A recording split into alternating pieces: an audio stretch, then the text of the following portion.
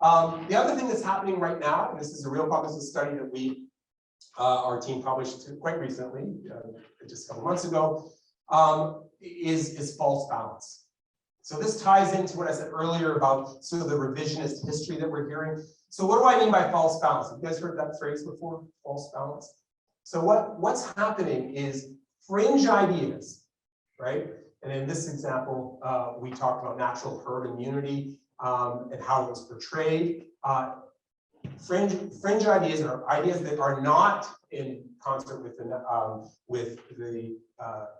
body of evidence are portrayed on the equal field, right? So they're portrayed as if they're 50% versus 50%, and people are arguing about it. When what you want to do is you want to use what's called a weight of evidence approach whenever you're representing science. Use a weight of evidence approach. This is what the weight of evidence does on the topic.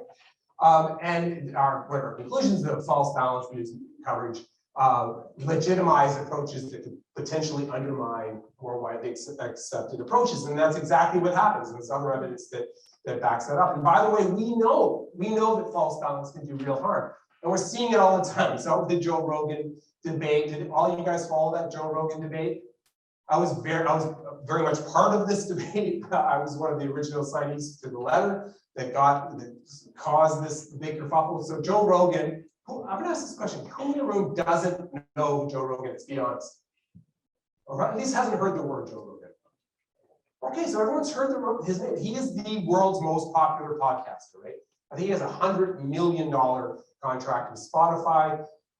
He gets tens of millions of listens in just a few weeks. And there was a big backlash because he was pushing misinformation on his podcast, right? And his response and Spotify's response is they're going to balance it out. So basically, they're endorsing false balance. And we know false balance can do real harm. Now, I want to be really clear here when I come to this moment. I'm not saying that we should silence anyone. I'm talking about programming and representing issues accurately, right? And we know that false balance can do real harm. This was a study in the context of false balance in vaccines, and the autism myth idea that, representing that as if there's two sides to that debate. And we know that false balance in that context had an adverse impact on vaccination intention. So this can do real harm.